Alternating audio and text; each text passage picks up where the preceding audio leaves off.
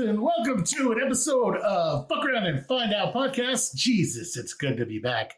Holy hell, it's been a while. Been a minute or two. Yeah, everything got busy and life got away from everybody. It's good to be back, though. Sitting over here talking to everybody. And then, I don't know, I think Deadpool just dropped off the face of the earth all of a sudden. I'm sitting here, I was yawning. I was stuck in the Amazon rainforest for a few months searching for new genetics. Oh, how'd that go? I'm back now. Yeah.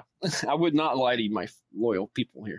The trip was unsuccessful, so please go on your Patreon. Well, so I had to sample all of them, so now I need to go back and pick the ones that worked out pretty well for me. Well, they didn't survive. They didn't survive the boofening that happened that required, to get them through customs. Trying to smuggle them, yeah. Yeah, you needed to wrap them in something first, not just. Now you tell me. Now you tell me. The native banana leaves offer no protection from the rectum. Damn near killed them.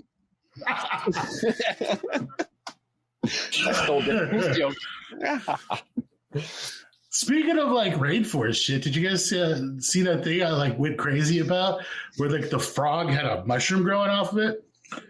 I'm a little bit angry about that article. I'm angry over that article. The article sucked. These people see a frog with a mushroom growing out of it. They take the time to take 500 pictures of it.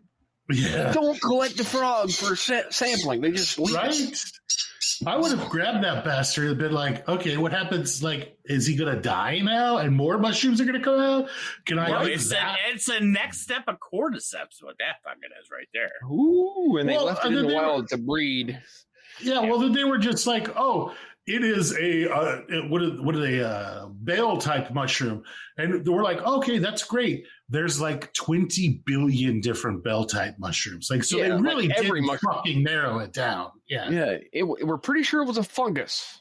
Yeah, it might as well. But it was you could really see where it had pushed through the skin and ruptured, where it was coming up. I was like, damn, that's wild. I'm hoping he just got something in one of his sweat glands. I don't know what frogs have, but yeah. Maybe he was licked by somebody that had just done shrooms. So, it wasn't really. Was it this frog? No. Was it this frog? They're just licking random shit in the fucking rainforest. That's how you meet baby Jesus. Don't lick random shit in the fucking rainforest. Everything there wants to kill you. But yeah, it was crazy. I was just wondering. I was like, man, maybe it's because the frog has a low operating body temperature. It could work out. How long does it have to stay still without fucking moving to get that to happen? Right. Well, they said they saw it in a little puddle on the side of the road or something. So it was interesting. Might have hit by a car. Well, I mean, it just out for a few days. They ever tried to take pictures of a frog? They move a lot. That one really wasn't moving very much for the bazillion different camera angles. And a lot of those types of frogs will bury themselves in the mud until the water comes. So it might have been laying there in the mud with that thing growing. And it just happened to emerge. I want to cut it open and see if there's mycelium under the skin. Exactly. Right. Why didn't they collect the specimen? I don't know. Jesus. And then I'd want to take that frog and see if I could infect other frogs with it. Now you're going for Last of Us. I see how you are. Well, let's make it repeatable. Yeah. You want to see if you've got the frog apocalypse there. Right. The whole point is being able to reproduce your fucking effort. That's the whole thing. Well, there is a fungus that is killing crypto that's killing a bunch of the frogs. It's murdering all the different frogs. So we know they like frogs because, they're basically like a teenage jock, freaking crotch area. They're they're always sweaty and wet and damp all the time, but they grow a shitload of crazy shit. So we do know that they're definitely susceptible to fungi. But it's just an actual fruiting pathogenic fungi is crazy to me. Yeah, that's rare. Because how many different fungi? Like, there's a bunch of pathogenic fungi, but like, I've never seen a pathogenic fungi that actually had a fruit like Spores. that. Normally, they just go from spore to spore to mycelium network to spore. You know, Right. The chytrid fungus is the frog-killing fungus. Oh, the Okay. frog-killing one. I knew that. Yeah. It was on the tip of my brain. No, it wasn't. I did not know that. I was just. Are you having fun with that? Are you having fun with that Google I mailed you there? Yes, sir. I'm looking for it right now. It's like yeah, it's pretty crazy. It's good stuff. So, anybody else like heard anything recently pretty cool involving like a fungal word? Except for, hey, who was that? That famous person that just got the wagon wheel singing guy, Darius Rucker. Darius Rucker got busted with a bunch of pills. Mm-hmm. Took him a year to test him. Isn't that crazy? Really? Yeah, he got caught a year ago, and they just now charged him. I was wondering which one of you fuckers made those pills because they look like the kind that somebody might have made. I would never. Are they red and black? Only, sir. I think these ones were red and gold, right? Like not my colors. I mean, yeah, if I were to do it, they wouldn't be my colors. Yeah, totally not my colors. Yeah, I might have done it. Might have done it. I have seen red and gold ones before. The Iron Man ones. Yeah. In pictures on the internet, of course. From a safe distance. Yeah, full of lion's mane. Exactly. But I was like, which one of you fuckers? Because as far as I know, it's pretty much just like our listeners that are like into pills. You know? Yeah, the smart ones, of course. Our listeners. Yeah, because it's the easiest way to store it and have it not lose like potency. Yeah, and you can take them easily. You don't have to deal with the flavor. Exactly. Perfect. So I was like, which one of you fuckers out there did that? Because, you get a pat on the back for it, right? And didn't even give me a Darius Rucker ticket. Right. There you are. And then was he trying to say it was like his wife's or his girlfriend's or something? No, I think his wife turned him in or something like that. What the fuck? Yeah, well, they were estranged at the time or something. Poor. Doesn't matter. That still means you get killed. Still snitches. Yeah, you get stitches. That's wood chipper level shit right there. Cool. Yeah, that's not very fun at all. I got a wood chipper just recently. Quite happy with it. Yeah, there he is. Yeah, come on over, buddy. From North Dakota, barely used. Yeah. I like the wood chipper, though. I have big plans for it in the future. Make my own substrate for my own wood chipper. It'd be kind of cool. Very cool. You can grind up cardboard in that bad boy, anything. Yeah, well, what I've been doing is cactus mostly. Just trying to get rid of the cactus out here at the new house. I have, the new house has great soil, right? We're going to be farming and doing all sorts. So we already have the first round of crops in the ground. But one of the big problems is it grows cactus here. We was like, prickly pear. They're used to these ankle tall, prickly pears. Shit, no. This prickly pear is 7-8 foot tall, right? And but it's extremely satisfying to put it through the wood chipper. It's just like green mist and slime. I can't think of anything that wouldn't be satisfying to put through a wood chipper, if I'm being honest. Yeah. I mean, cats. Fucking birds. Fucking, Wasn't there an episode of King of the Hill where they rented a backhoe or something and all the guys were fighting over? They dug a 400 foot. Oh, dude. Yeah. That would definitely be us. Good time. Had tunnels underneath the road and everything. I took the wood chipper out, the first to put it together. And I was and I had put all the safety, I installed all the safeties correctly, ran it for an hour, and then took all the safeties off it because that's stupid shit. It had this complicated in the top loading area where you load bulk materials. Mm-hmm. It had a shelf that came out at an angle, and the idea was that if something fell in there, it would just ricochet off the shelf and fall back in, right? Right. But the shelf wouldn't let you put whole pads of cactus down inside it because the cactus pads are like maybe 6 inches across and like a foot long. They're big. And so they wouldn't fit in there. I'd have to feed them in one at a time with tongs. Well, fuck that. I want to do them by like the pitchfork. Right. So I removed all the safeties. It runs 1,000 times better without any safeties. Yeah. It's like that stupid screen on top of the cement mixers. You're like, get that thing out of here. Well, I've seen the screen work pretty good when people throw a whole bag up there and they stab it. And, I was gonna say, isn't that just to keep the big fucking rocks out if you want it smooth? Yeah, or to keep the or if you're mixing your own, like if you're just throwing cement in there and then throwing like native gravels in there, you can keep the big rocks out. Yeah. Did you see that? I think who is it that makes that new cement mixer where it just does everything itself? It's fully automated. It adds water. Oh, it's really cool. I know the military has one, but I've never. It's a little tracked like device, right?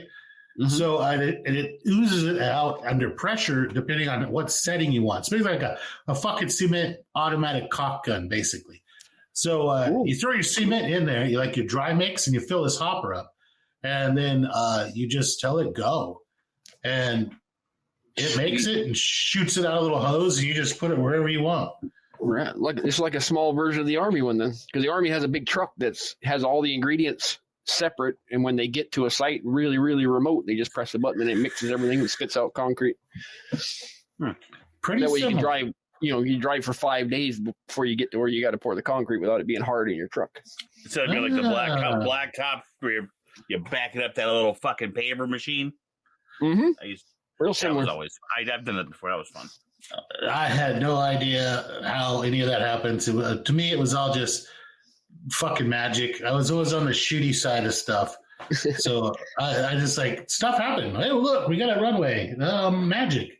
Yeah, I figured they had like, I don't know, cement seeds or something. They just put them in the ground. Yeah, somebody blew a hole in the road. We can fix that. It's just magic. Sprinkle some pothole seeds in there. Yeah, exactly. But yeah, no, everything's the new farm. Everything's set up now, so I've got time to be on a podcast. So awesome. Yeah, it's just a little bit of land clearing here and there, just clearing out areas to plant stuff. Planted a few thousand flower bulbs for the wife. She's super happy about that. You got any San Pedros on your property? The cactus? Torch cactuses, yeah. Long, skinny ones. No, no. I have little bitty round little fuckers with a lot of thorns. They're like little barrel cactuses, but they're cute, so I don't murder them. Mm-hmm. And then I have peyote? Just that's what I was getting at. The San Pedro. That's the they call them torch cactus. They're like the big around as a beer can and get up to like 8 feet tall. Oh no, these guys are like. I've seen the pictures of your prickly pear trees. Yeah, fuck yeah. They're fucking like trees. You have to use a chainsaw to cut them down. And once you get all the tops off of them, you're down to the final base, which could be like, 2 foot in diameter. But they're about the size of a baseball cap. These little cactuses, little barrel cactuses in the ground, they make, little tiny fruits and little tiny flowers. But I leave them alone because there's not very many of them. I've probably found 20, I guess, across the whole property. I'm pretty sure peyote is a small cactus like that, but I don't know. I wouldn't. Yeah, like I'm not an expert. Baseball. Yeah, I'm not an expert on them at all. They take forever to grow. Yeah, I just thought they were cute, so I've been leaving those alone because they're like the only real difference. I have those and the little stick cactus. We call it like jumping cactus around here, where it's like as thin as a pencil. It grows in every which direction, like a bush, and it has the long thorns, like maybe 2 or 3 inches, and the slightest touch causes those pieces that you touch to break off. And I've seen those in Arizona. They call them jumping cactuses. Jumping cactus. That's what they call it around here. You walk by and they're stuck in you. Yeah, they're fucking dick. Like. Although putting them through the wood chipper is satisfying. They just green mist. Everything's just a green mist. Nice. But I put probably about 400 or 500 pounds of cactus through the wood chipper before because I was listening to an audiobook. I wasn't really like looking to see where I was spraying it. And I was spraying it on a mesquite tree. And then my daughter comes out, she's like, slime! And I look up, and the entire side of this tree is completely green. There's just dripping like ectoplasm off the tree. I was like, that's cool. But yeah, it definitely throws a lot of slime. It's very, very cool. Crazy. The problem is that once it builds up somewhere, if it gets wet again, it turns back to slime. So I've fallen on my ass like 4 times outside, just walking along. It looks like dirt. You step in it. So it's like chicken shit then. Slime. Yeah, it's pretty slippery. I'm hoping it breaks down. I mean, it's got to. It's just like pouring. It's organic. It will eventually, you would think. Yeah. It's just been wet here, so I think it's not breaking down as fast. But it's just like pouring, several hundred gallons of aloe vera in a certain place, and it's kind of like always snotty and slimy. I wonder if you could have taken that stuff and made a substrate with it. Mixed very, very liberally with wood chips, probably. Like you'd have to make like agar plates with it and see if mycelium even likes it. They mold pretty easy when they're dead. Oh, well, there you go. Like when the cactus dies, it molds and mildews real fast because it's got a pretty high sugar content. Like I know that people ferment the prickly pear. There's a couple of companies here in Texas that shred the cactus like through a wood chipper, but they shred it into barrels and then they ferment it and make a type of kind of like almost tequila-like stuff out of it. It's called mezcal. It's oh yeah. I thought they mezcal they threw in a fucking pit, like the cactuses, which is a big fucking like quarters on a fucking fire pit, and they burned it all. Oh, that's more like tequila is like that's the agave.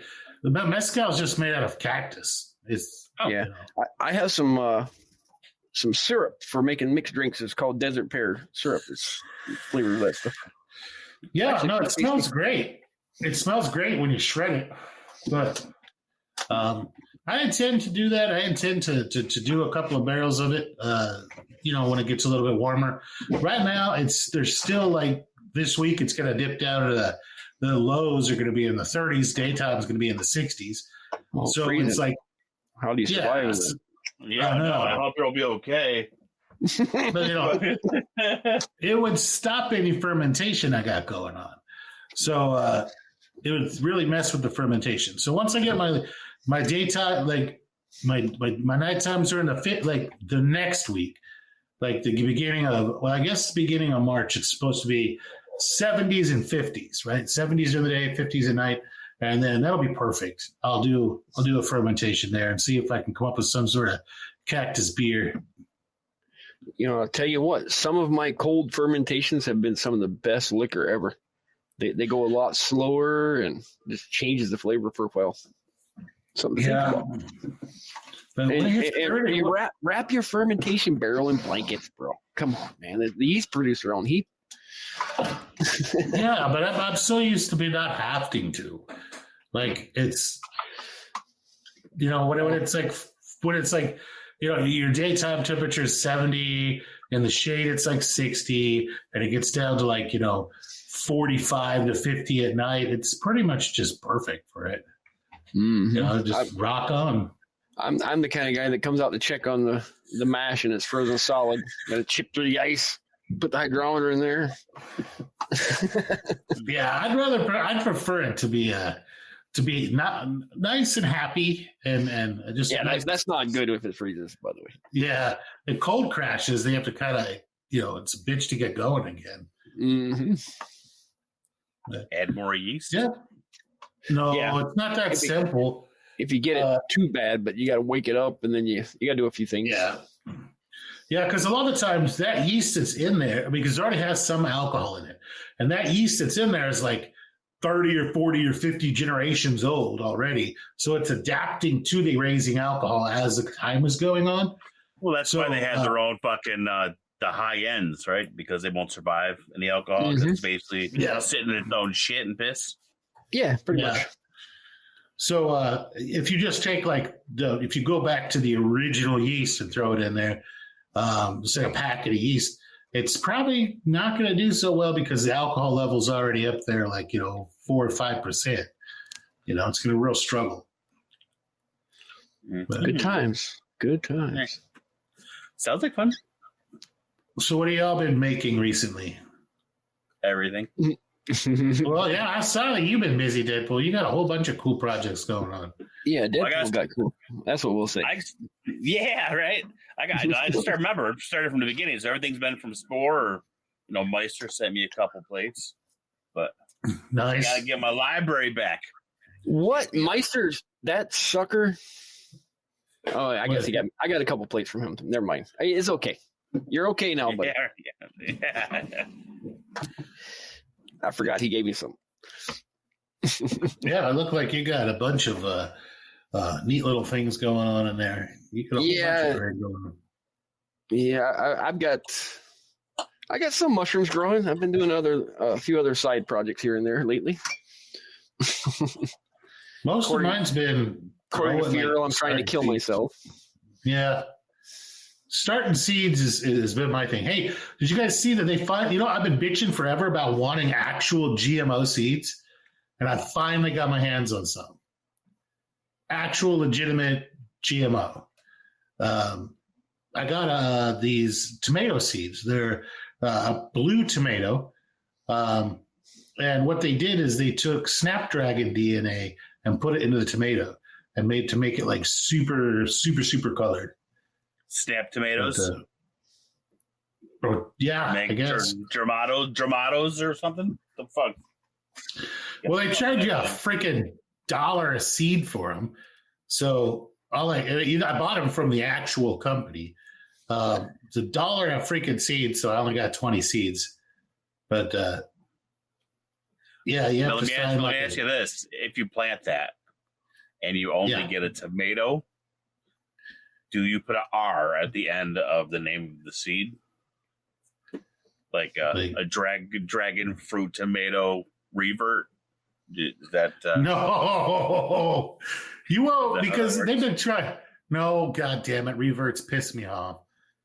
The whole revert thing, we've bitched about that on here multiple times, about people who fuck up or they just get sold something different or whatever, and you try to grow some fancy fucking mushroom, and it just shows up as a normal, and you're like, oh, it's a revert. That means you got a fucking normal, dude.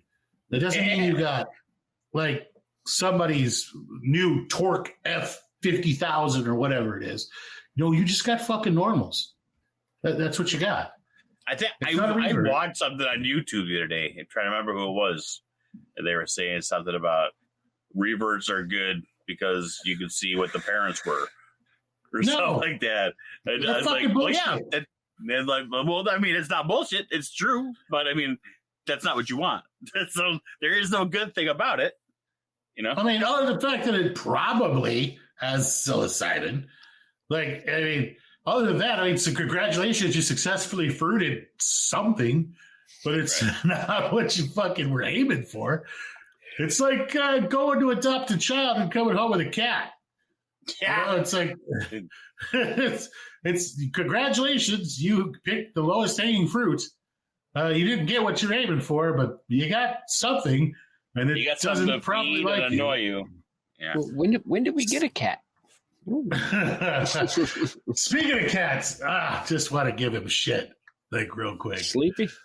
He's sleepy. Yeah, I didn't want to say anything because he's got more sleepy, bro. Fucking say it. I fucking love you. I fucking love you, man. You are highly entertaining, but from all the crazy stuff and the random girls and the moving cross country and all this crazy shit that you've done, but now getting into professional cat breeding, as far as I know, I wasn't aware the professional cat breeding was a fucking thing. I thought that was something that kind of accidentally happened. Who the fuck's gonna spend $5,000 on a cat? No, wait. I have heard the Siamese cats, or like the real, like the weird ones, like everything. Yeah, that's the one he's growing. He's got the fucking. He's got the smash face ones. Yeah, yeah. He's got the Scottish folds and something else. So he's got some cool looking cats, but then he wants to get into the ones that are like part like the Bengals, like the ones that are like half wildcat, you know? Mm-hmm. Right. And like, okay, the half wildcat ones. So I got a story. You gotta feed those fucking meat too. That's not a fucking no. Here, let me give you some cat food. You have to give those fuckers. I saw Sleepy telling us about the cats, and it reminded me of a Facebook post I just saw a couple days before that, and it said, people with dogs talk about how they had to go through an application process to adopt this dog, and then people with cats hold it up and say, "Look what I found in the garbage can." Well, he was sitting there, he was all proudly telling us about his cats, and I was like, but it's still a cat, bro.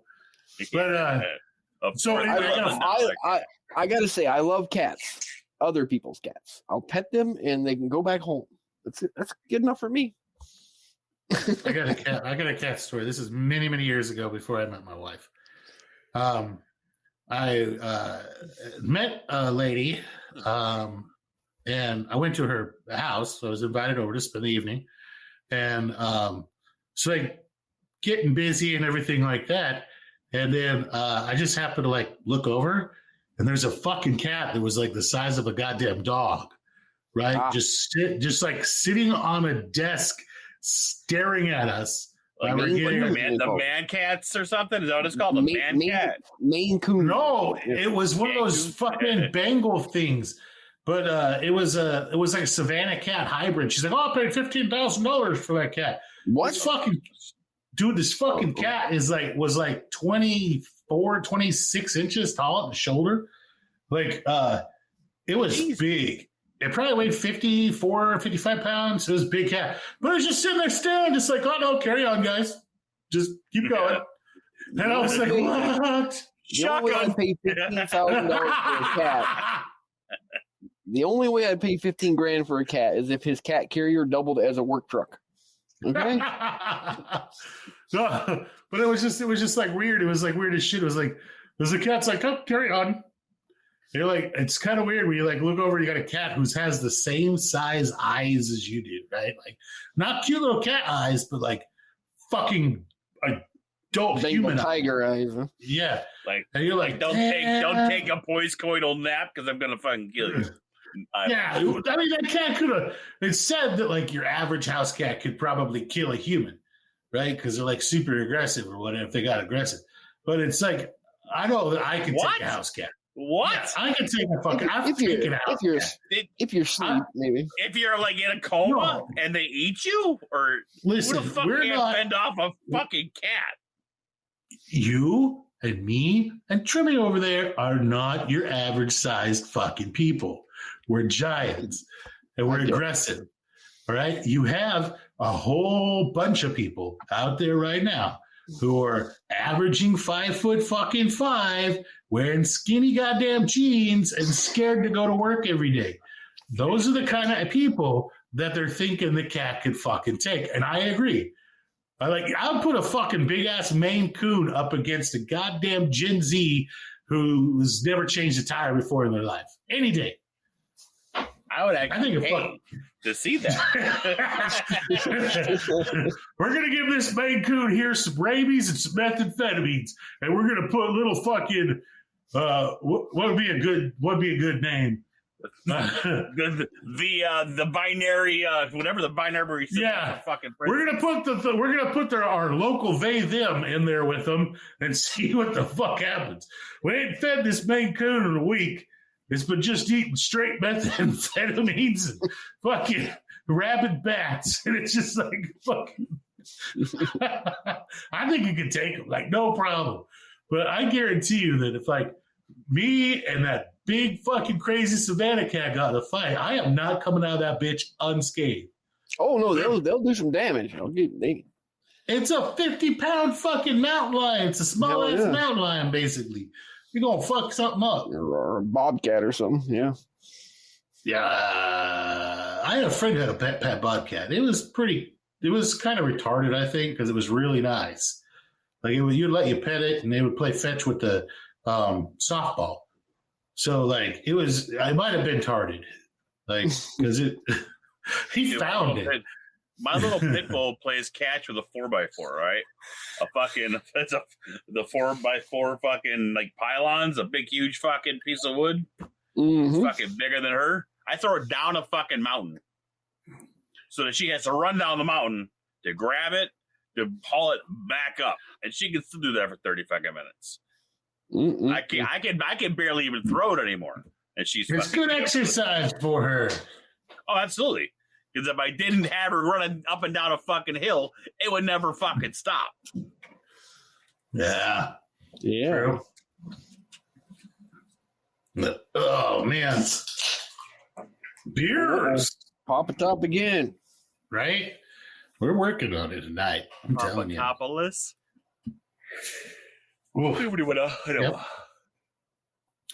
Yep, good times. Let's see. Mm-hmm. What other kind of random shit have you guys been up to? The listeners don't know any of the freaking side stories we've had since we've been all busy and shit. Sad. I was without power and fucking in a blizzard for almost like a week straight. With little I almost lost everything again. You're used to that up there where you're having to fight caribou and shit to get to your Yeah, but losing power for 7-8 hours is not a problem. Deadpool's out there with a stick breaking the ice on his toilet so he can flush it. Right. With the hockey stick. 7 or 8 days is different. That's a long time. That sucks. That's a long time in the winter. That's a lifetime. I mean, I was to the point where I made those radiant heaters. You use a candle and they had the clay pots. I sent you a picture. Yeah. It was enough to keep my lab at 68. I mean, I could have left here and been comfortable. Yeah. But I wasn't about to leave my fucking genetics. Not again. No. To keep your lab at 68, that works pretty fucking well. Because it was like probably like negative 5,000 outside or some shit like that. Like penguins dying, birds falling from the air. -5. See, that's a lot. I mean, yeah, it's cold. It got cold here for like 3 days this winter. What was cold? Like 20 degrees? Yeah, pretty much. I remember there was one day that it was warmer here than it was there. I was laughing. What? Yeah. That's crazy. Just one day. I mean, still that one day was cool. So right before that happened, I had bought a bunch of new trees, got them in and put them in the ground. And then like the next fucking week it got cold and all the leaves fell off. I was like, damn it. Hopefully they made it. All right. Yeah. Sounds like fun. Cool. Yeah. So here's a question for you guys. Okay. Has anyone checked the Discord questions? Oh, we got questions? I'm asking. I'm going right now to check. Is this cultivation questions? No, I don't know. I'm asking topic requests for some. Oh, topic requests. Somebody was making a bunch of resin, and that wasn't really a question. Resin. Ooh. And showing cactuses' eyes. Oil that shit. Yeah, all right, maybe not. I was just trying to see if there's any questions out there. I'm looking. We got cactus extract. Some dude talking about cactus extract. And people, please use the Discord and put questions in there for us to talk about. Even if you want to talk about something random. Well, we've been fucking not doing fucking shit since fucking the New Year. Right. Since before Christmas. Yeah. Well, I had to move and then get everything done, and then everything went to fucking shit, and I got fucking hurt. And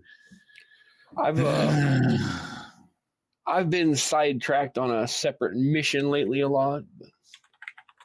Well, exploring the psychedelic world, so to speak. Yeah, you have. Jesus Christ, talk about that shit. You've done more drugs recently than most people do in their life. Oh, my God. Allegedly. You've been down one hell of a rabbit hole, son. Oh boy, have I ever. I mean, allegedly ever. We're talking DMT, we're talking Harmalas, talking LSD, 2CB, you name it, man. You're like, if it makes me see colors. Oh, cactus. Yeah. How was cactus? Because I always hear it's like unpleasant. You puke your guts out and shit. I'm allegedly haven't tried it yet, but I will be soon. Allegedly. It's coming in the mail tomorrow. It will be in the mail tomorrow. It was supposed to be here today. The San Pedro. Yeah. All right. I forget the first scientific word, but the last word is Bridgessi. Okay. There was a strange hyphae that asked about wanting to know more about dialing in your tubs and your bags. Ooh. And I recently found out Harmalas is amazing, man. I don't know if you guys know about it. Harmala. No. I don't even know what a Harmala is. Okay, are you guys familiar with ayahuasca? Yes. Okay, so ayahuasca is of course, for people that don't know, is the drink you go down to South America and do the ceremony, and you find out about your true self and all this other stuff, and you take. And now it's all just a giant tourist trap. Yeah. Yeah, you drink it, you throw up, you have visions, right? Well, Harmala. I'm not being weird, but usually when I throw up, I have visions, anyways. Right, Harmala. DMT is naturally found in your brain. By the way, they say there's some theory that it might be the reason that people see things when they die. You know, they saw the afterworld. They think it's a release of DMT in the body. But that's why it got the nickname. That's why it got the nickname the death drug. So if you're going to do DMT by itself, if you eat it, it does absolutely nothing to you because your body's just going to process it instantly and it's going to go away. So the only way to get it to work is to smoke it, and the high is only 15 minutes because your body processes it so fast, right? It's one of the most extreme highs we'll ever experience, but we won't get into that right now. But with ayahuasca is natural DMT and another ingredient mixed with it that makes DMT able to be taken orally, and it lasts like 8 hours. Oh, shit.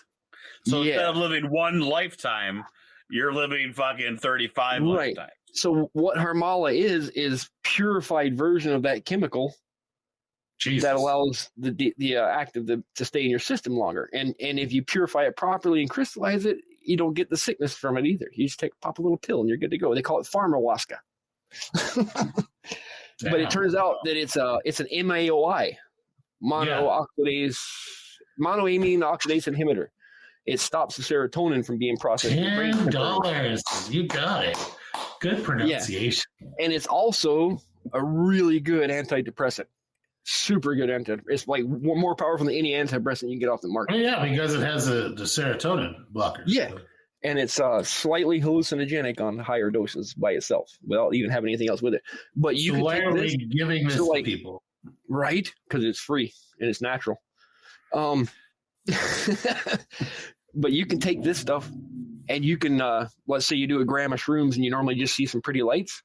You take that Harmalas first and you do a gram of shrooms, and it just like you just did 10 grams of shrooms. Damn. Yeah, it works with all the psychedelics, not just the DMT. And it'd be interesting, like, how hard is it to make? Like, is it pretty cheap to make, or?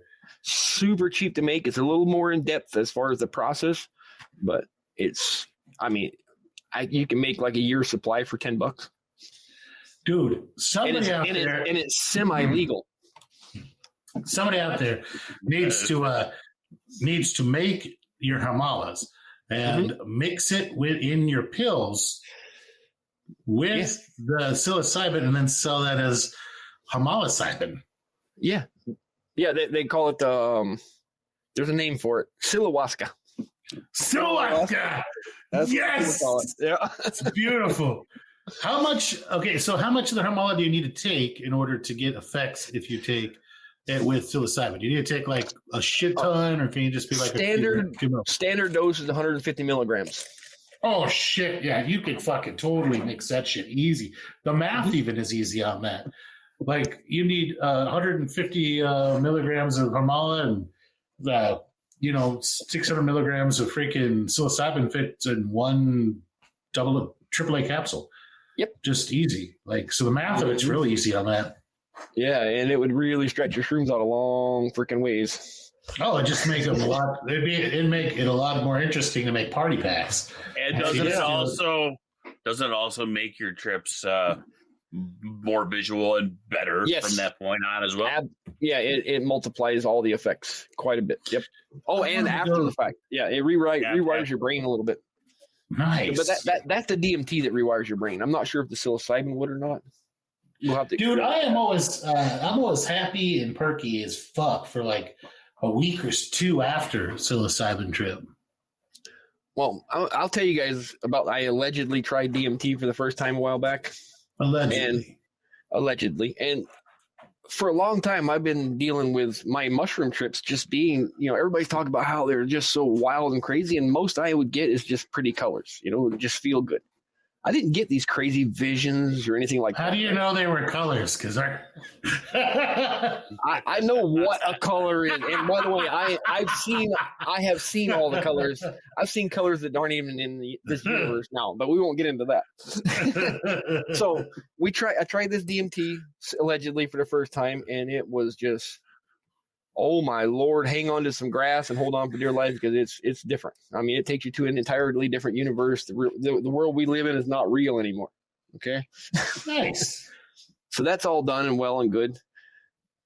A week or so later, I thought, I'm going to try some DMT again. But the come up on DMT is so hard and so fast that it's almost like causes a panic attack because it happens so hard. I mean, it's like you're ripped out of your body into another universe instantaneously, right? Literally, your body doesn't exist anymore. But so I thought, I'm just going to take a little bit of shrooms, get to come up from those, and then smoke a little DMT. And it'll be great. So I just prime it a little. So I make a 2 gram. I think it was Lizard King tea. Nothing extreme. Yeah. Just 2 grams, and I take this down. I'm waiting for it to come up, and oh my God. I wake up the next morning naked in my bedroom, never made it down to the DMT room. I was seeing animals. I was at a carnival visiting creatures, and I mean, just off of shrooms, just straight shrooms. I was like, what in the world just happened? It was great. Nice. I never experienced anything like that off of shrooms before. Ever. I wonder if the Harmalas make it so that... this had nothing to do with Harmalas. This was just from one DMT trip. But I'm just wondering off the side is that if the Harmalas make it so that you don't so sensitized or desensitized so quickly to mushrooms. That's another. I'm currently manskiing my first. I haven't tried the Harmalas yet. I'm manskiing them right now. That's one of the steps in the chemical process. It's not a required step. It's just if you want the purest. I mean, allegedly. Mansky was a famous chemist that did a lot of work with psychedelic drugs, and they named a process for cleaning them up after him. Is it Rosinol lighter fluid? No, it's Mansky. You already have a freebase of your whatever you want to isolate, and when you Mansky it, you mix it with a super saturated salt solution. And it causes it to precipitate in crystal form instead of freebase form. So it's the absolute most purest version of it. And then you can take those crystals and clean them up and turn it back into a freebase if you want to do other things with it. But, that's here and there. You know me, I love the science. Oh, yeah, no, science is awesome. Yeah. But, the Ronsinol lighter fluid is not recommended for working with the DMT extraction if you decide to do that. You want to have a clean non-polar solvent, something that you can throw on a mirror and evaporate and it doesn't leave anything behind is the goal. You can use heptane, or heptane is preferred.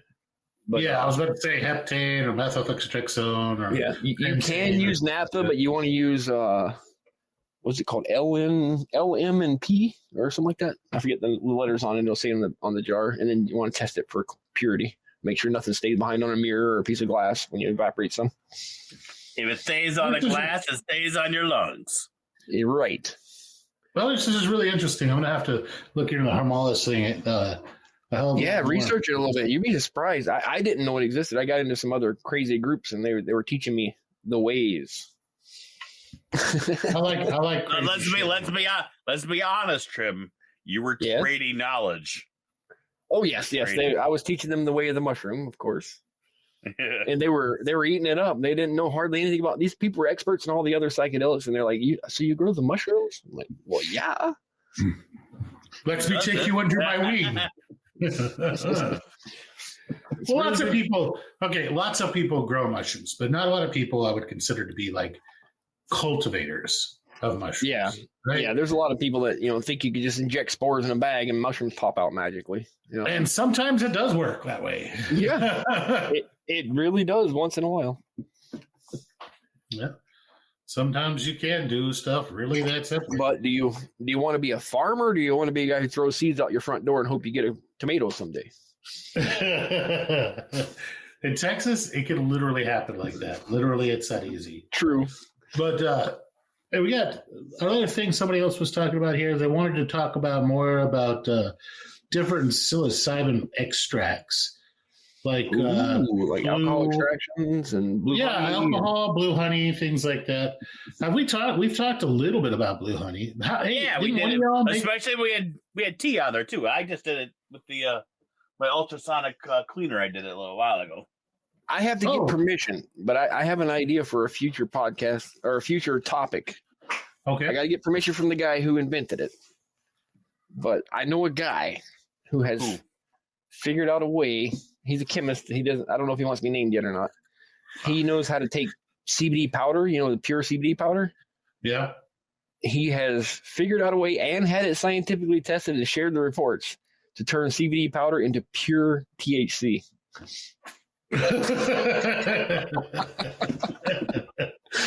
God bless it was 98 point something % pure Delta 8 and Delta 9 THC when you had it tested. Oh my goodness. That's just pissed off some people. Yeah, that's why I don't know if he wants to share it yet or not. So that's a possible future. What did you do with your ultrasonic thing and your blue honey, Deadpool? No, I didn't do it with my blue honey. Blue honey is just a dry mix. I did that with a tincture. Just fucking dry it up, grind it up, and fucking let it sit in there in the fucking grain alcohol. And it just breaks up the cell walls and it smells the whole fucking lab for fucking days. Like fucking mushrooms and a fucking street hobo. But, nothing special. I mean, I know it works. It works really well. I know one of our friends was trying to make some recently. I told him, man, mine turned into sludge, so don't use my recipe. Okay. So now you're talking about blue honey or the ultrasonic cleaner? Blue honey. I thought that was the same thing. No. Ultrasonic cleaner, you're using alcohol, and so that you can go ahead and make a tincture or whatever you want to do. An alcohol extraction. And then that way you can use that stuff to make the candies, so that there's no grounds in the candies. That's really you're adding liquid. Yeah, so it's just a liquid. But the blue honey, I've done that for fucking almost as long as I've been growing mushrooms. Back to this alcohol extraction. So if you extract psilocybin, I'm assuming you're using something like Everclear or something, right? Yeah. Do you evaporate the Everclear off and does something stay behind, or you just leave it as an alcohol form? Okay, here's what you do. When you're breaking it up in the alcohol, you're measuring it. So now you know how much you have. Okay? So now you're going to evaporate that down afterwards. So if say you have 100 grams, all right, and you'll bring that down to 100 milligrams of liquid. You'll know exactly how much you get per dropper. You know what I'm saying? Okay, so you just use by volume. Yeah. And leave it as liquid. Yeah. Okay. That's what I was checking. Yeah, no, because you can crystallize the stuff. You can oversaturate it and then fucking mansky it, pretty much. Yeah. but I've never done that. Version.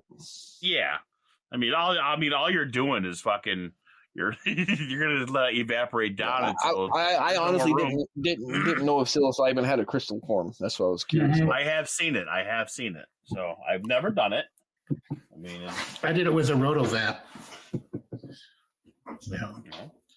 So a rotovap, for people who don't know, it's this little. It's basically like a round flask that sits in a hot water bath and has a vacuum pump coming out the top of it, hooked into a cork, basically, that goes on the top. And you put your solution inside of it, and you just set it to rotate. And so it just heats up and pulls underneath the vacuum, so that any of the steam and everything gets out, and it only leaves behind just like the base. And so it forms crystals on the inside of the glass. And you can take it and tap it and break the crystals up and get your long-handled freaking spoon and put it down in there and scrape all the crystals up. If I was gonna do that, I want my shit to look like Aftershock. You remember the alcohol when we were kids? I do remember it. Does it still exist? I don't know. Avalanche, Aftershock. I think it was cinnamon liquor with peppermint crystals or something like that. Yeah, something like that. It was crazy though. Yeah. Yeah, the blue one or the red one.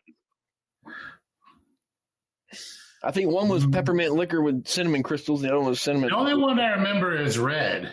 Like so. Yeah, that one was Avalanche. No, Avalanche was the blue one. Aftershock was the red one. Yeah, I don't know. Yeah, but it was great.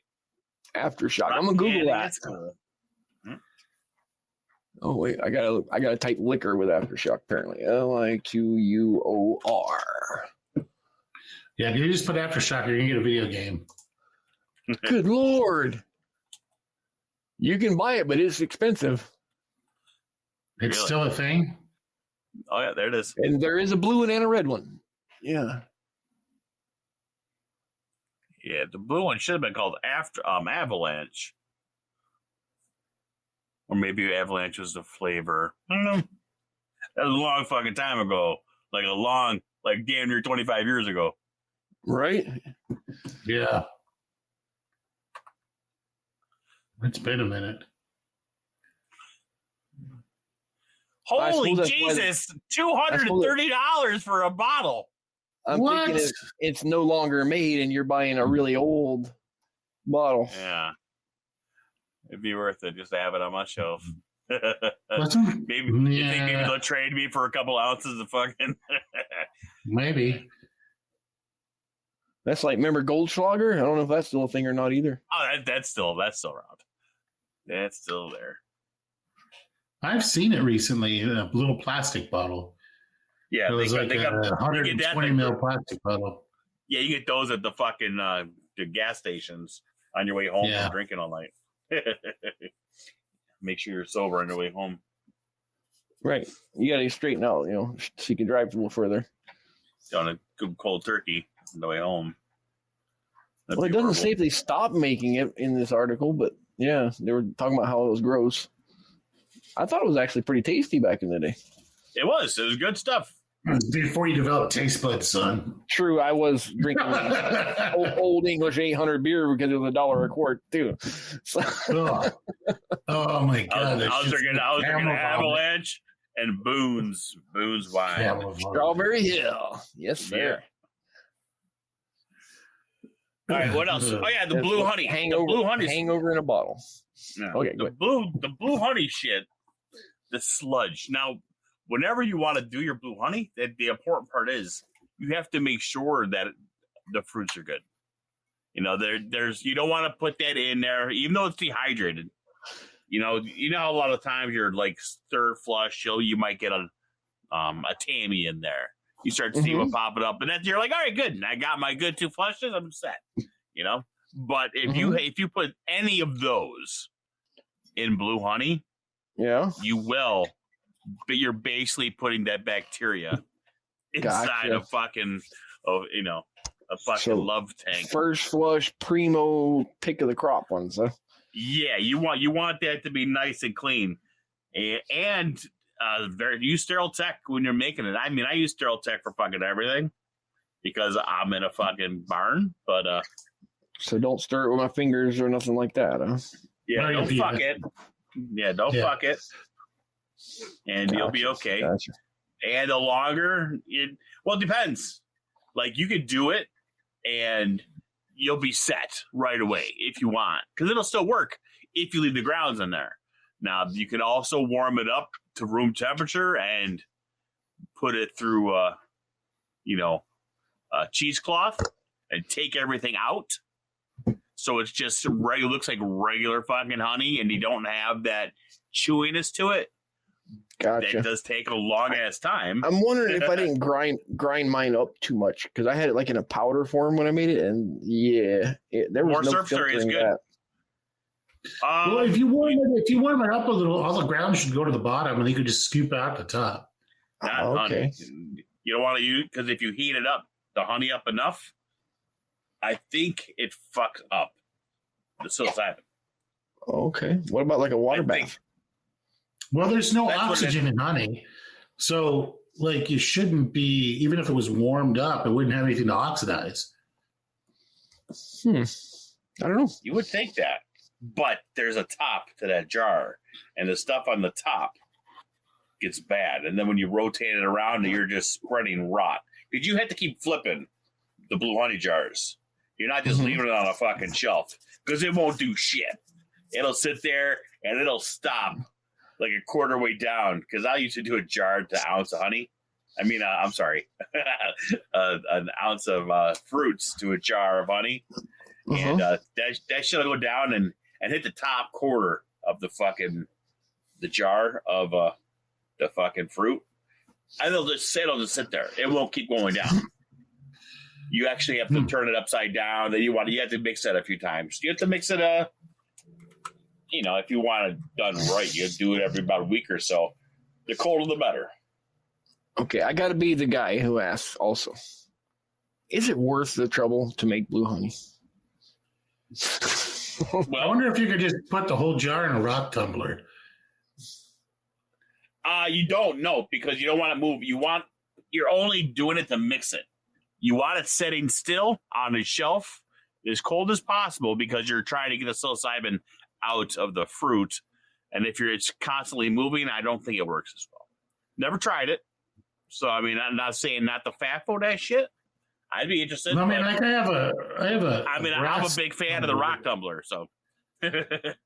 Yeah, I have a Frankfurt Arsenal tumbler that I could put like a big jar of honey, a half gallon of honey on there, and just let it roll indefinitely, right? Right. I don't know if just because I. I mean, it's yeah. Well, here's well, I'm just sitting here thinking, is you're just trying to get the psilocybin out of it into the fluid, and so it needs to be exposed to new. That's why you're flipping it over, you're mixing it, is so that it doesn't get exposed to new areas that doesn't have psilocybin in it. So you can get like that through osmosis, because it's not it's such a thick fluid, it's going to have to work by osmosis. Right. It's just the osmotic pressure of the honey is higher than the pressure inside of the dehydrated mushroom. So you're going to have a replacement there. The mushroom's going to get full of honey and push out the interior parts of the cells out into the honey. I don't think it would matter.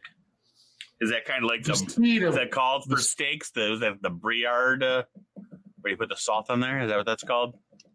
Maillard reaction? Maillard, that's what it is. Yeah. Maillard. All right. Yeah.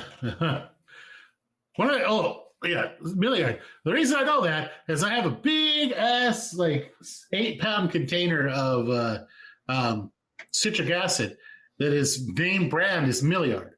And I was like, that's so smart, because they have like all these different like chemical products that are for food. Like they're basically like food chemists, and you can buy bulk of any type of chemical for food. And it's all from the Maillard, because it's like they like the Maillard reaction or whatever.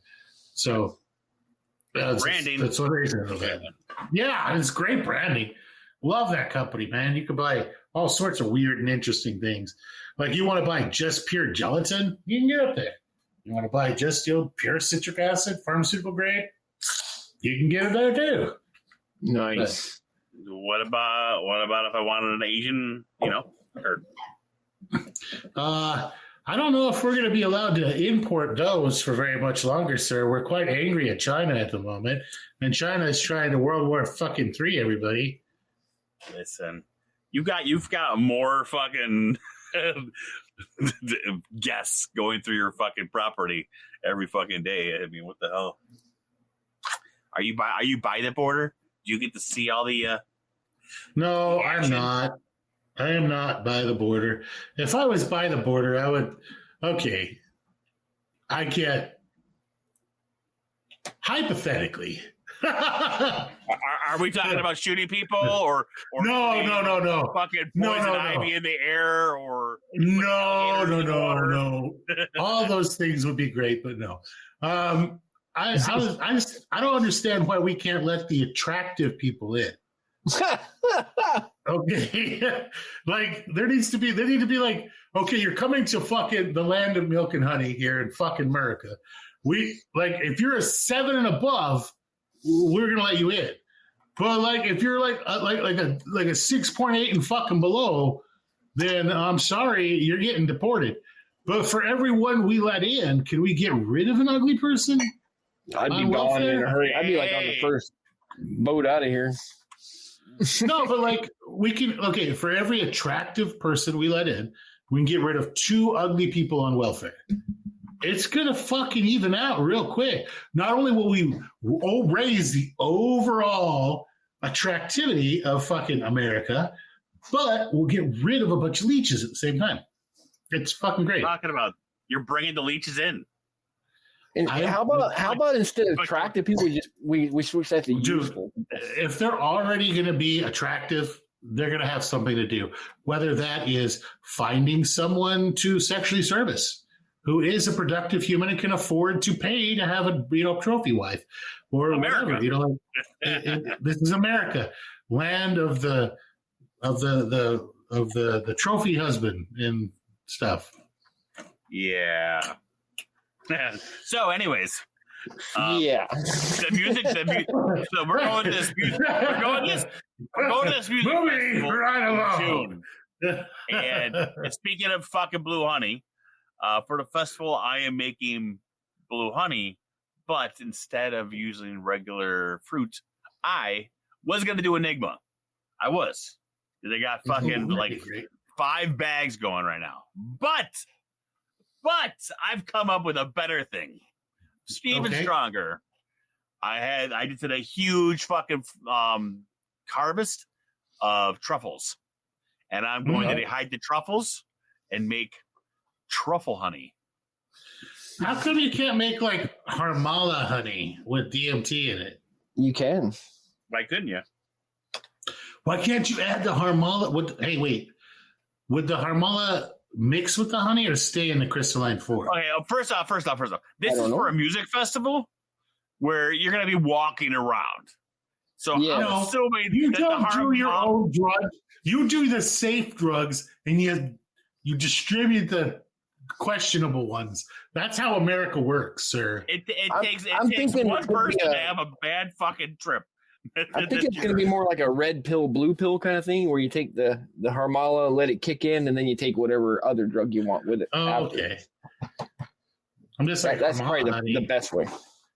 Yeah, Harmala honey sounds like something you would write a country song about. Yeah, Darius Rucker. You take your Harmala first, and then you can take whatever you want, and honey, you good to go. Yeah.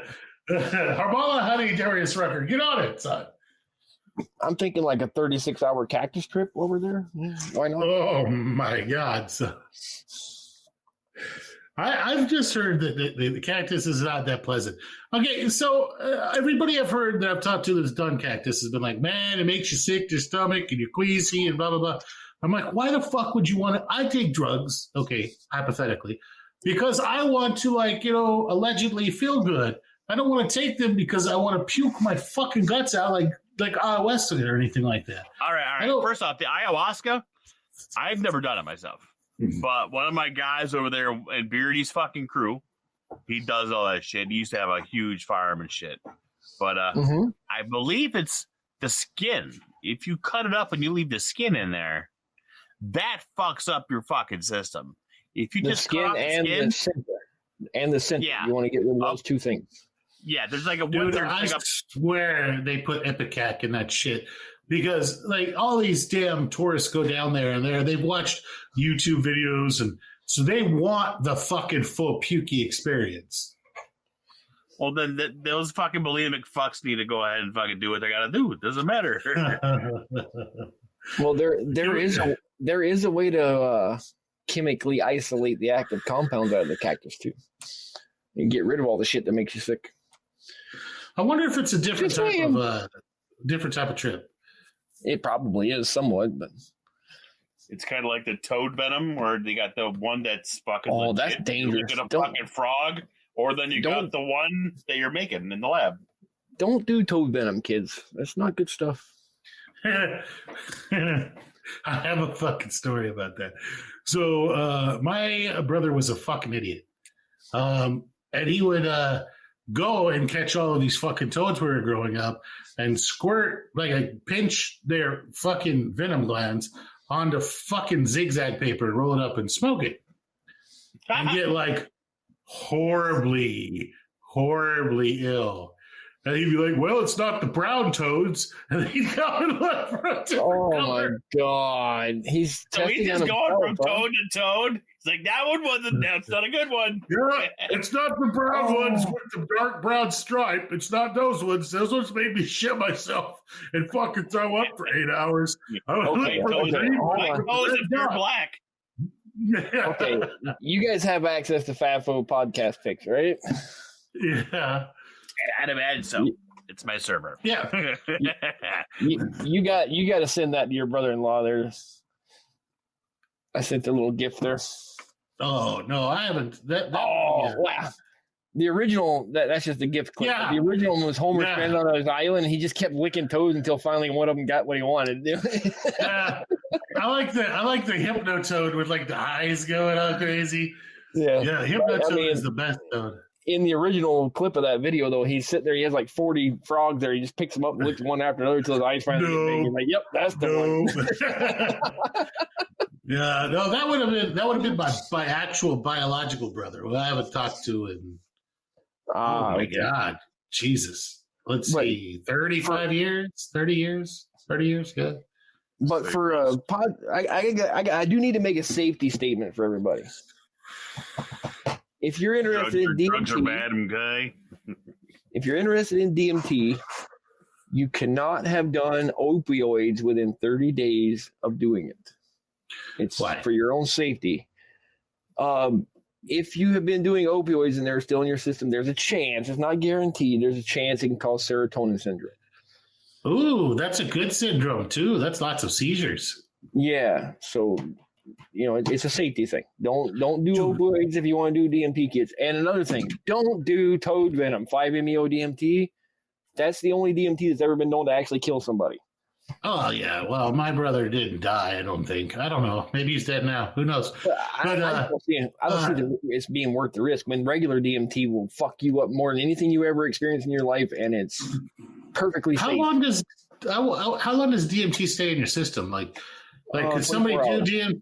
Okay, so I wonder how many of the fucking calls or how many people I've seen that have serotonin syndrome that are younger people. Dude, I don't know. Are because they have done DMT and fucking had no. I honestly don't know if they could even like you, if you had somebody overdose or whatever, or freaked out on it or whatever. I'm not 100% sure you would even be able to test for it. I mean, it would be so hard to detect. No. I'm just wondering how many, because I've seen, in my 20 some odd years of being in EMS, 5, 6 serotonin syndromes. They were all younger people, under 30. So I wonder, one of them was due to an antidepressant. They had a very bad reaction to a new antidepressant that they were prescribed. It was Myrna, I think. Mm-hmm. No. Yeah, they had. Okay, so it was Myrna is the birth control. But the birth control makes people go fucking insane, so they don't sell it anymore. It literally makes people insane. So they had women. No, dude. I have seen some crazy fucking shit on Myrna. like there was a big class action. They took it off the shelves, but it was an implantable freaking birth control that just made people schizophrenic.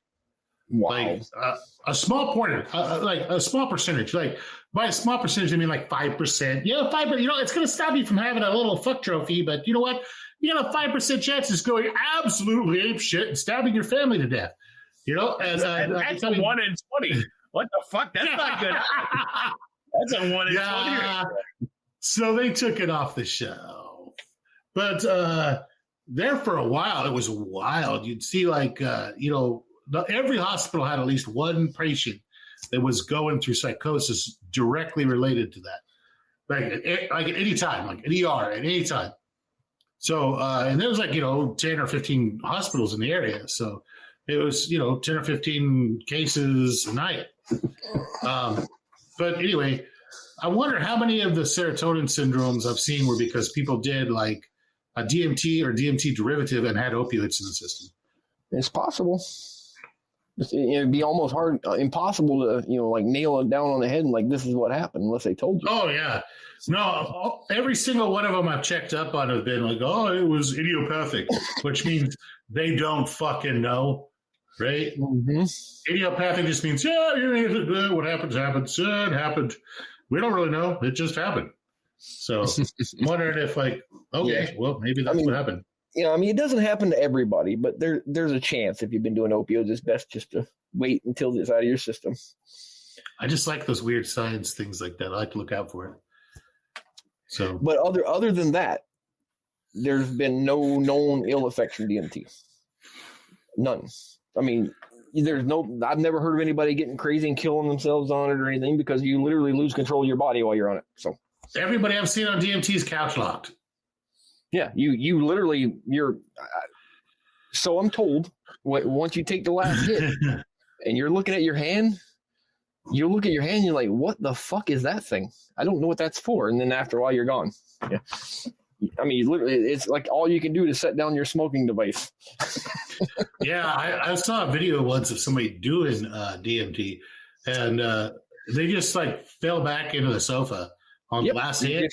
You just smile. You're smiling there, having a nice dream. Yeah, their like head was back, and they were just staring up at the fucking ceiling.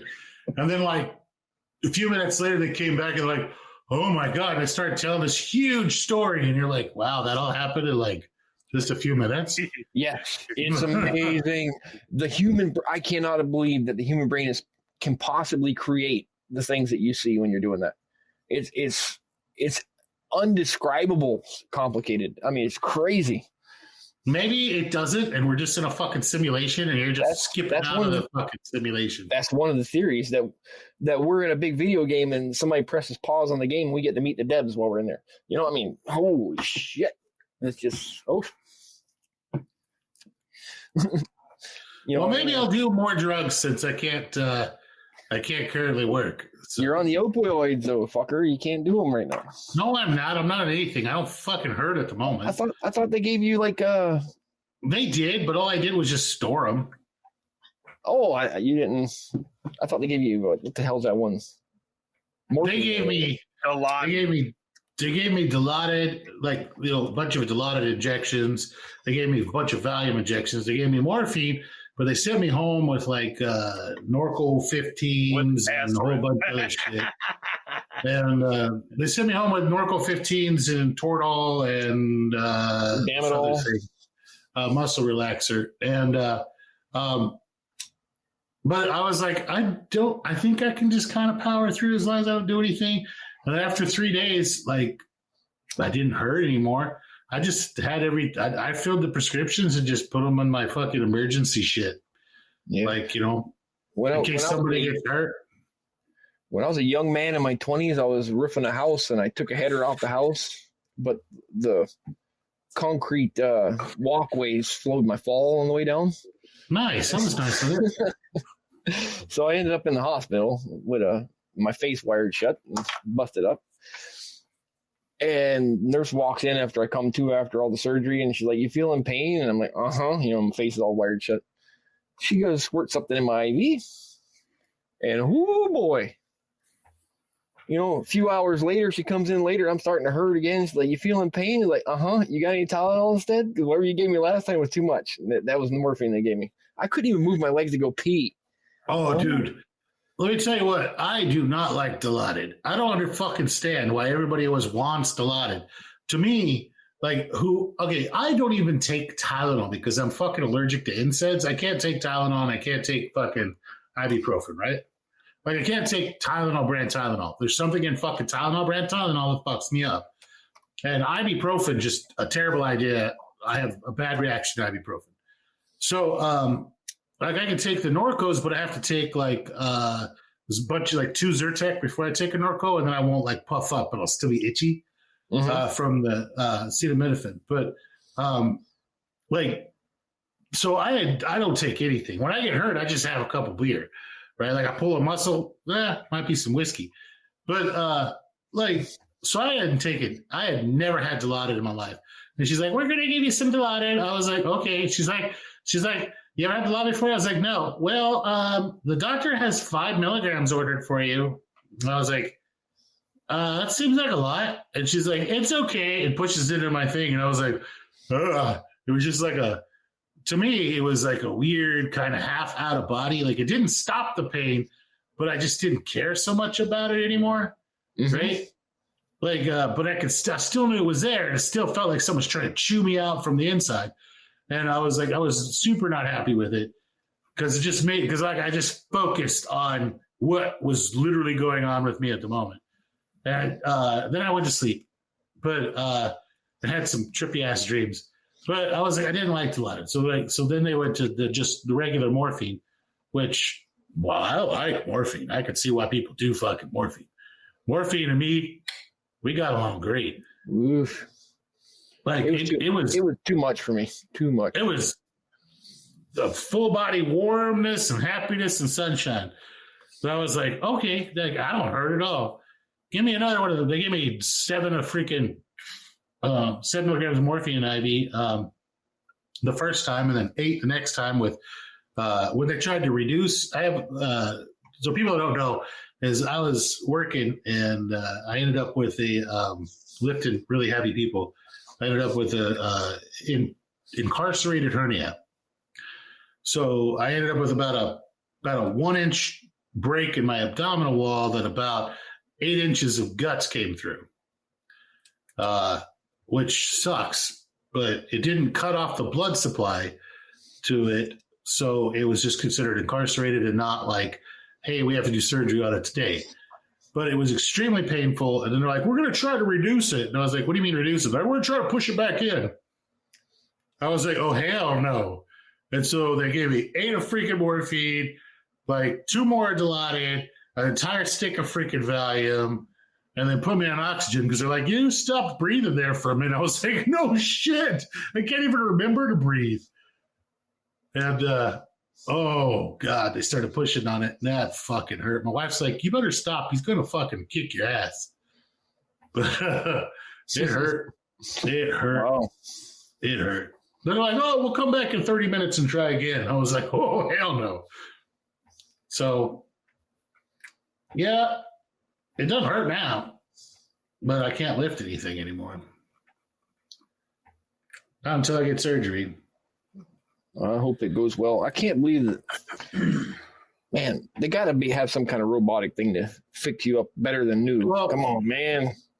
What they're going to do is they're basically going to cut me open and put a piece of push everything back in, cut open the little tear better, push everything back in, and then put a big ass fucking piece of mesh in. But it's considered high risk because it's right around my umbilical, right? Where there's already a hole in your abdominal wall. If it was somewhere off to the side or lower, then it wouldn't be a high risk surgery. Because it's already got a hole there. I was like, I don't give a shit. I don't need a belly button. Fucking cut the bitch out. I don't give a shit.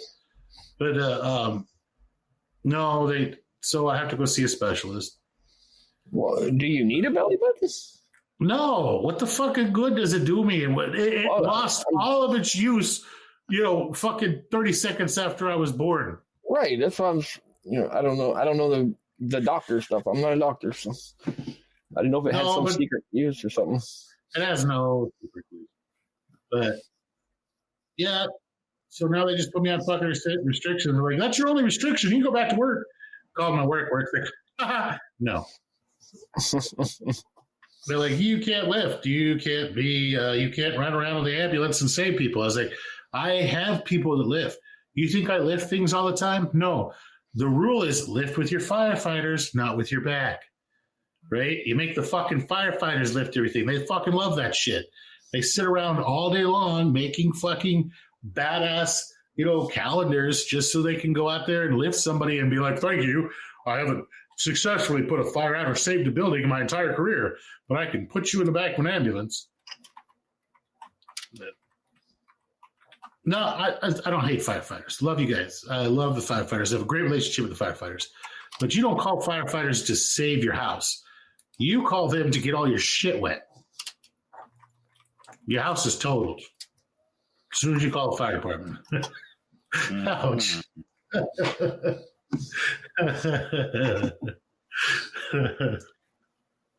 They show up and break everything, get everything fucking soaking ass wet, and then run away.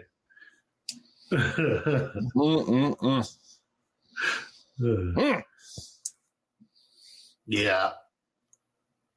So I'm broke. Oh. So I'm growing turkey tail, a whole flush of turkey tail, by the way. Hey, did it ever? No. I was going to ask you. I saw you had the top of your bag open. I would grow it more like reishi, and I would have had it like I would have just poked a couple holes inside the bag. This turkey tail comes out. If you notice, I have two different tubs I'm using. I'm using a shotgun fruiting chamber, and I'm using my hybrid system. And then one of each bag, one's an open, and one's a slit. So okay, I figure the slit would work better. I figure the slit would work better because, like in the wilderness, when I've come across turkey tail, it grows in like the bark. Like the slits in the bark. Where the bark but in my research, if you cut the top off a bag, you will get a whole rosette. That whole top will look like a fucking flower of turkey tail. Oh, that'd be cool shit. And you can actually pull it off and scrape it out, and it's like a turkey tail bowl. Oh, that'd be cool. I don't know if you can do that indoors, but we will find out. We shall find out. I've never grown turkey tails. So. Oh, the closest I've got is reishi, Yeah. Which I guess is kind of like a turkey tail relative, isn't it? Are they even related? It's like Asian turkey tail? I don't know. I don't think. Maybe. Turkey tail's more tender, though, isn't it? Turkey tail? No, it's like fucking chewing out a rock. It's like or is it fucking hockey puck. Or is it chicken of the woods that looks like that? Chicken of the woods is a good edible. Chicken of the woods is about like chicken breast. It really is. Yeah, turkey tail. Chicken of the woods, I'm not a big fan. Yeah, I'm not like a big fan of like eating mushrooms. I'll eat some of the ones I grow. Like I'll eat the shit out of shiitake and stuff. But most of the other ones kind of taste fishy to me. But turkey, but like chicken of the woods is something that I will fucking eat. I'll make tacos and shit out of that stuff. Like it really is quite delicious. Cool. Yeah, it really now is. Now you're making me want to grow some. Has anybody gotten chicken of the woods real well? Like I've fucked with it a little bit, but I've never had the genetics. I never had anything that was like better than what I could find outdoors, right? Like I'd had little bitty fucking bits of it come out, like, a couple inches, but I've never had like, oh, look, I can grow this giant ass section of it off like you do with like trumpets or something, like a massive flush. No, I haven't seen anything like that, but I have seen the fucking morels popping like crazy in industrial fucking shit now. You can see that? We talked about it. All you need is ryegrass to fucking get it going. Yeah. Cool it down and grow some fucking ryegrass in there. It makes friends with the little fucking roots and then grows like a motherfucker. Yeah. They're just fruiting it like in basically walk-in refrigerators. Yeah. We keep it like below 50 degrees. Send it through a freeze cycle and then warm it up to spring temps, huh? No, they're layering in. They're putting all their like their substrate and stuff is down the bottom. Then a layer of fucking dirt on top of it, and then they're planting, just throwing ryegrass seeds, like just cheap fucking shitty perennial rye on top of it, and then they're misting the shit out of it and putting it like in above a light source that's on for like I think it's like 9.5 or 10 hours a day. And then off, and then, just to get the grass growing. By the time the grass gets up about 2 inches or so, your first fucking morels are popping up. Cool. Yeah, because that's the only time it fruits naturally is right at way in the spring, and that's it. Yep, it's something about those seeds popping and sending down their fucking triticles and their roots and stuff is what's causing it to fucking maybe the morels are a mycorrhizal.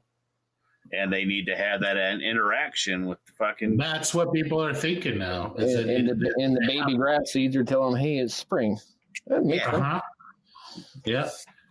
But we talked about that quite a while ago. Oh yeah, we were talking about the fridge and yeah. I'm gonna try again to get some good genetics this year, man. I've had bad luck with them. It's so hard to get clean. Well, yeah, I eat a lot of them. He's like, I found 30 of them. I only made it home with one. I don't know what happened. There's a yellow and blacks, right? And the yellows seem to be really easy to cultivate, where the blacks are a little bit harder. I have blacks on agar right now because aluminum sent them to me. Nice. That's fucking sweet. Thank you, aluminum. But there was I told you how back in the fucking day you would cultivate the freaking mushrooms that you found is you just put them in the mixer, the blender, and your fucking spray. Yeah, you'd blend them up with the what the hell kind of it's the ninja? No, buttermilk.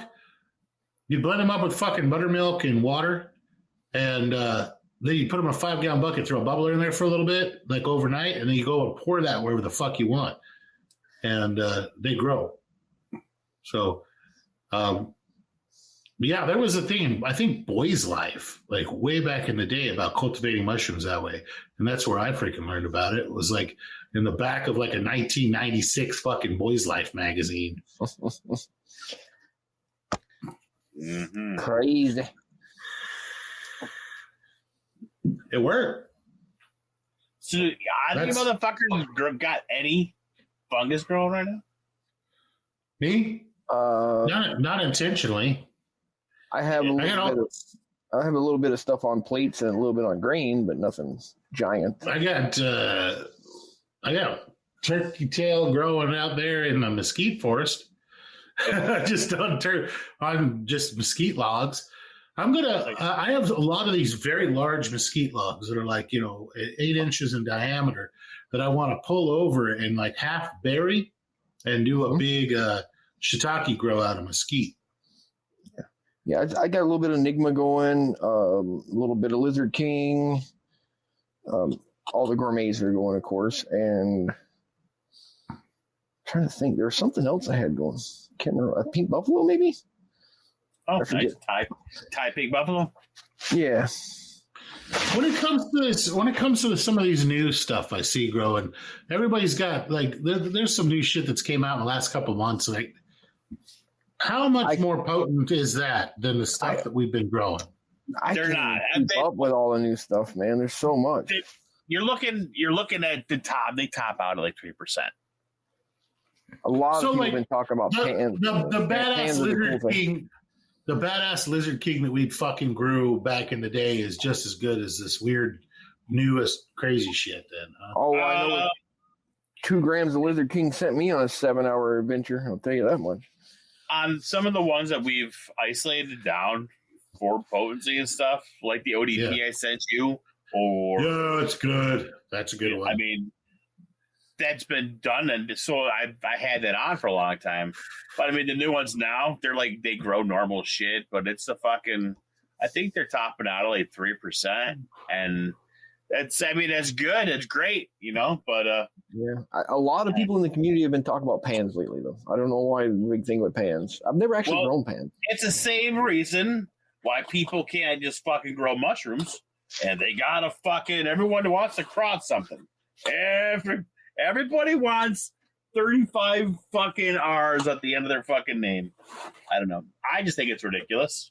But what is the absolute easiest tech to grow pads? That'd be a Deadpool question. I haven't done that. That is a Deadpool question. That was a soft shirt out the fucking dude, I mean, you can literally grow pans. I mean, just use your regular CVG with a thick casing. Yeah, that's the trick to pans of the casing, right? Yes.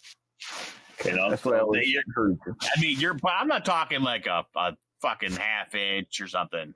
You want it like fucking almost inch and a half, 2 inches deep. Oh, okay, a really thick casing. I got you. Like almost as thick as your substrate. Yeah, you won't actually. Whenever I've done it, I usually like to keep mine between 2 and 3 inches for my cakes. But when I do those, I like to keep it about 4 or 5 inches with an inch or two of casing on top. Oh, okay. So, it. But I'm okay. So your next growing pans, how are they for potency comparing to cubes?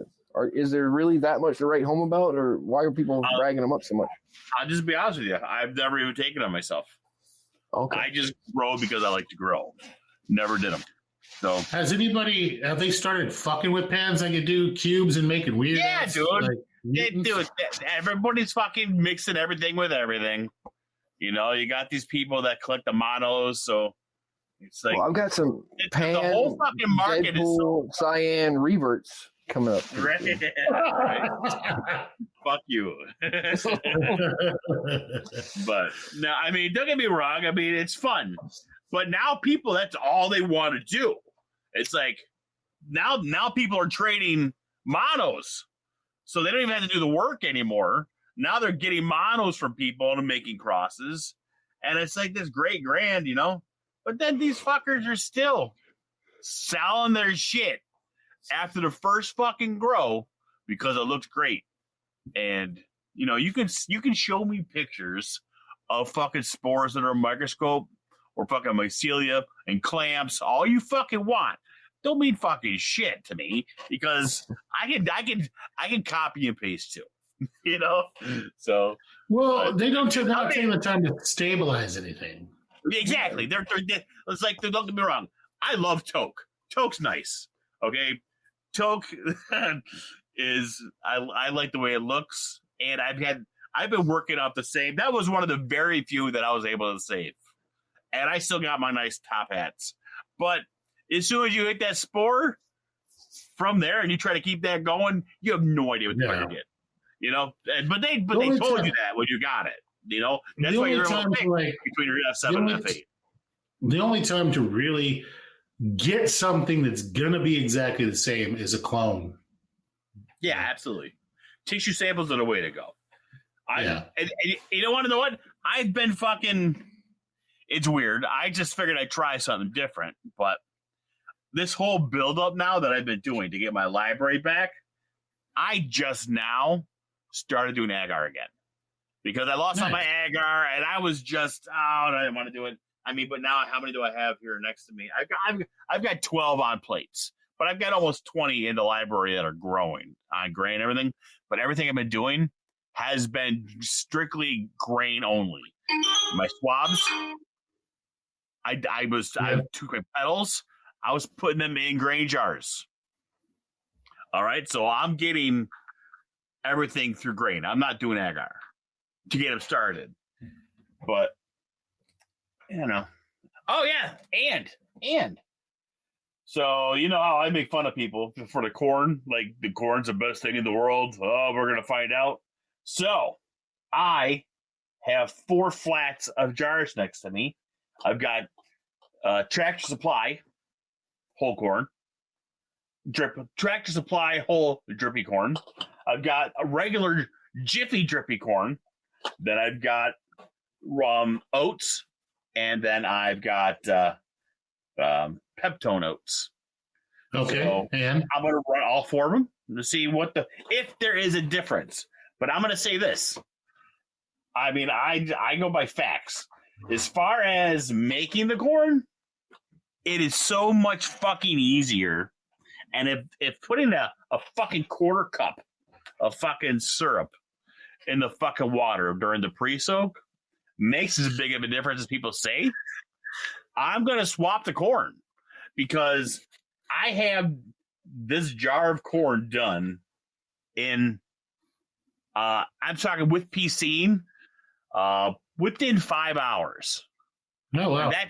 And that's the first one, putting it in there and getting it up to pressure and cooking it for 20 minutes, then letting it cool down, then draining it, and then jarring it up, and then cooking it for another 2.5 hours. All right? That, I can have a fucking batch done within 5 hours. And it was simple and so easy to clean up. Oats, I mean, don't get me wrong, not hard to clean up, but it was just nice and easy.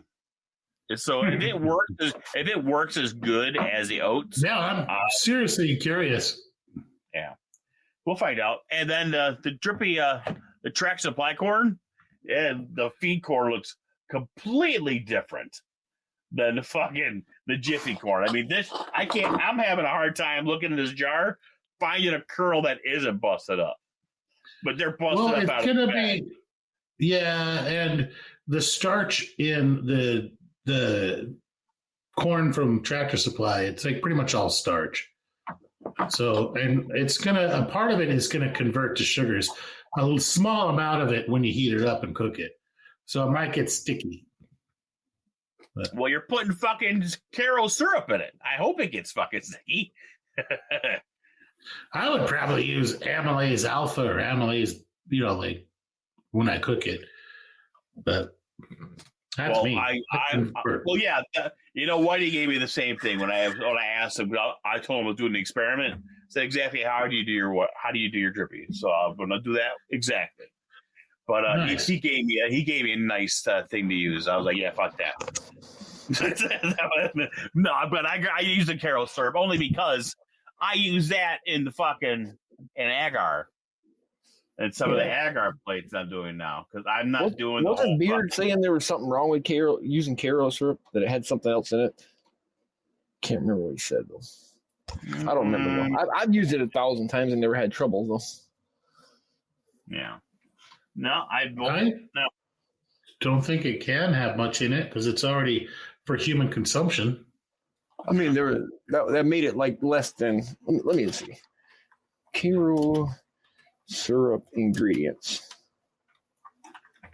It should just be the corn sugar and fucking water and a little acid. Oh, it has salt in it. That's what he was worried about. Yeah. It's not going to be much. Yeah. And plus, it's diluting. You're diluting a quarter cup in to 15 quarts. Right. Yeah, nothing. It's not even fucking going to be 1% at that point. Why didn't fucking use it? He wanted to just wave a magic spoon over the fucking top of it and go. Well, not 15 quarts. Hold on. More like 5 quarts. Okay, so it's I don't know. Don't know. But like I said, that's the whole point. I don't know, and I make fun of people because they're like, "Oh, this is the best shit ever," But everyone knows the last thing you did that worked is the best thing ever. So yeah, I'll do them all next to each other. Seen it all before, but I have done it myself because you never trust people's nevers. Those bastards. Well, guys, does anybody have anything else to add here? Or are we going to wrap it up? We can wrap it up. I'm going to go masturbate, jerk off, maybe do some D&D. All right. I got something to say before we start your schmeal. Hey, everybody out there listening.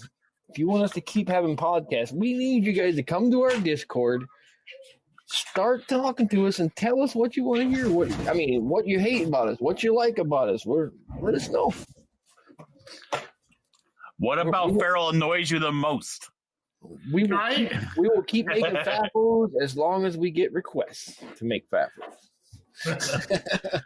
And we missed talking to you guys too. We did. We missed talking to you. This is always been kind of fun. Force people to come on here with us, but if anybody wants to come on with us, we always love a good guest. Wait, we can force people to come out here with us? Huh? I forced a few people in the past, but I'm trying to do better. I want to force people. That's great. How do we hold every time you motherfuckers bring someone on, they don't even want to talk. They fucking want to sit here. They're scared. They're not scared. They want to sit here and talk about stupid shit, medical shit, or fucking library shit. Nothing about mushrooms. That's all part of it, bro. That's all part of it. America, freedom.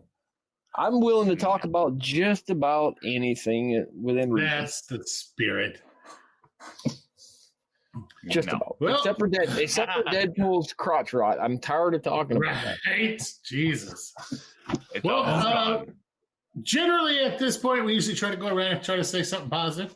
It's been a while, so I'm sure that you all have something positive to say. As always, we're going to start with Deadpool because he's usually the bastion of sunshine and fucking happiness. Nothing motivational to say. We need something motivational, Deadpool. We love the motivation here. Your spirit motivates us. Well, I don't know why, because I don't have one, but I don't know. No, I don't have anything for you. Have a great day. Don't put sharp things by your eyes. There you go. There you go. Google. Oh, I don't Google shit. Don't put sharp things in your eyes. Words of wisdom. Don't run by Deadpool. And Trimmy, what do you got? Me? I heard him typing it earlier. I heard him actually searching earlier. I heard to click something. You did not. Everyone in the fucking show is going to hear that shit. I got a quiet keyboard. You can't hear it anymore. Something positive. Let me see if I can. Well, yeah, it's stupid, but that's normally me. Let me find what I highlighted 10 minutes ago. Hey, everybody. The groundhog didn't see his shadow. Spring is coming. Getting ready. I want to see some outdoor mushroom grows soon. That's my positive thing. I want to see some outdoor mushroom grows coming up. Let's get this going. I do like that. I do like that. Yeah, those are good stuff. Coming from me, Jesus, it'll be don't lick strange toads. Toads or toads? Toads or toes. Fun out of life. Toads or toes. Don't lick strangers' toes or strange toes. Whoa! Where did this come from? Don't fucking shame me. You aren't gonna just go up there and freaking Walmart. Dude, why do you think I spend my time at Foot Locker? All right, I'm there for the toes. He has his own Foot Locker outfit he puts on. He goes in there. Toes and hose. That's me. Toes and hose. Sir, get out of here. Oh my God. With that being said, we love our listeners and thank you for listening to this episode of the Fuck Around and Find Out podcast. Love being back. Thank you guys. Special Valentine's episode. Go out there and do dirty things to someone that you love or someone that you pay to love or, whatever works out for you. With that being said, go ahead you're not paying them to love. You're paying them to leave. Yeah, so you pay to love and leave. So with that being said, go ahead and find us on our Discord. The link will be included below. You can go ahead, if you like this episode, if you want to support us, we very much need it because it's expensive to keep going. You can go ahead and send us money at $FAFO Cult or on Venmo is going to be at FAFO Cult. We can also, we'll have those links below. Our Etsy is FAFO Cult at Etsy.com. Oh, let's see. What else am I missing? That's about it. Go ahead in the Discord. We want to see you guys over there. We want to hear from you guys. If you want to send us any sort of love mail, hate mail, or anything like that, you can go to fafocult@gmail.com and send us some of that. I check the email pretty darn regularly. If I started getting more hate mail, he's lying. He's lying. He never checks that shit. I do too. It's a letter box that goes directly into a shredder. Don't lie. I wish we got more hate mail, but I always get like, well, I listen to you guys. It's really awesome, and I appreciate it. When you guys are gonna make more episodes? We're gonna start making episodes regularly again, guys. We finally got everything worked out. We have a time to do it. But with that being said, we love you guys, and thank you for listening. And good night. Good night. Later.